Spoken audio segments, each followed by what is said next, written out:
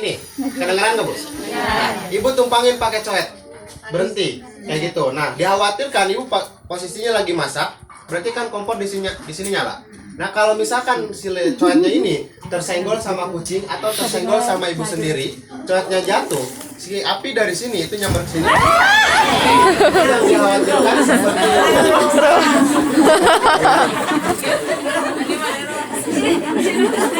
Nah, makanya saya kasih tahu dulu ya. Itu jarang ada yang kasih tahu kalau acara kayak gini langsung dibakar. Nah, makanya saya kasih tahu dulu. Kalau seumpama bahayanya regulator yang ditumpangi coet seperti itu nggak boleh. Itu yang pertama. Terus yang kedua, Bu ya, ini satu kali lagi Bu ya. Ini sini kelihatan pakunya nggak? Kelihatan nggak? Nah, pakai paku. Mau kabur. Kalau dari sini nggak sekenceng dari sini. Oh, itu Ya, kalau misalkan gini, selama ini kan kita hanya matiin kompornya aja ya, itu udah ngerasa aman. Yang penting di sini apinya mati tanpa mencopot regulatornya. Jadi kenapa regulator harus dicopot? Soalnya kalau misalkan posisi ibu hanya matiin kompornya aja, gas itu masih ngalir. Nah, contoh di sini ibu posisi lagi masak, tiba-tiba ada kebocoran dari selang, gas keluar itu nggak pernah kelihatan, betul nggak? Iya. Nah, itu bahayanya. Nanti kalau misalkan udah menggumpal, terkena percikan dari api, ibu selama ini hanya matiin kompornya aja. Tetap itu, Kompornya Pak. mati, gasnya mati apa enggak? Enggak. Nah, di sini regulator masih terpasang, gas masih ngalir. Tapi kalau ibu copot regulatornya, gas akan mati total, tidak akan ada gas yang keluar lagi. Ya, makanya untuk regulator itu diwajibkan minimal malam mau tidur harus dicopot. Lebih bagusnya lagi, kalau misalkan setelah selesai masak. Jadi kalau misalkan udah beres masak itu langsung dicopot regulatornya atau dilepas. Jadi kayak gini, kalau misalkan udah beres masak, kalau kita hanya matiin kompor, tapi bagusnya itu copot dari regulatornya. Makanya untuk penyimpanan tabung gas sama kompor itu jangan terlalu berjauhan.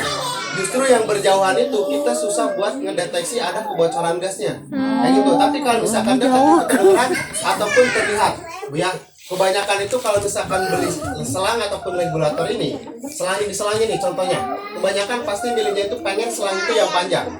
Padahal bagus itu yang agaknya nggak terlalu panjang Bu, tapi segini aja cukup. Posisinya itu.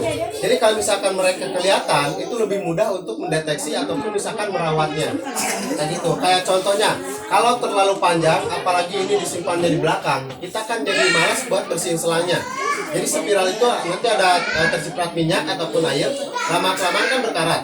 Kalau misalkan udah berkarat, itu bisa mengikis ukuran selangnya menjadi lebih tipis, terjadinya retak-retak, timbullah kebocoran. Kalau ada kebocoran, contohnya seperti tadi, gas keluar nggak pernah kelihatan, udah menggumpal, terkena percikan api sedikit aja, terjadinya ledakan. Berarti ledakan yang di Indonesia yang disebabkan di Indonesia itu bukan dari tabung gas, tapi ruangan yang sudah dipenuhi dengan gas yang diakibatkan dari kebocoran selang sama regulator.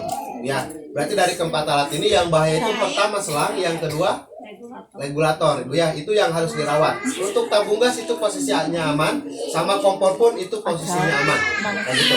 Jadi nggak perlu terlalu fokus ke kompor, apalagi ke tabung gas. Jadi fokusnya itu di selang sama regulator aja ya. Nah, makanya untuk sekarang di Indonesia itu kayak regulator standar sama yang namanya selang kompor yang ada spiralnya itu sudah menjadi penyebab kebakaran terbesar di Indonesia yang diakibatkan dari cara pemasangannya yang kurang tepat. Contohnya, Ibu kalau beli regulator pernah nggak dibaca instruksi pemakaiannya dulu? Enggak. Kalau misalkan nanti, Bu ya, kalau misalkan nanti atau misalkan di rumah masih ada box regulator, boleh dibaca dulu. Di sini tertera nggak kalau regulator ngajos harus ditumpangin coet? Enggak. Ada, Ibu ya, berarti bukan anjurannya. Atau misalkan Ibu pernah nggak kalau pasang regulator, udah pasang, ibunya jongkok ngedengerin regulatornya? Ya. Sering sih Itu fungsinya buat apa? kan jaga-jaga. Jaga, mastiin regulatornya ngajos apa enggak, aman apa enggaknya. Kalau pengen pasti regulatornya aman apa enggak, itu bukan didengerin, tapi diangkat. Pernah nggak? Pasang kayak gini, terus diangkat. Pernah. Nah, kayak gitu Bu. Itu buat mastiin regulator terpasang aman apa enggak.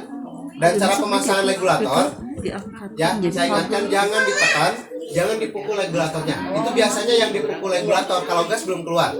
Iya. Tekannya itu nggak boleh. Ya, itu nggak boleh sama ditekan kayak gini, itu jangan.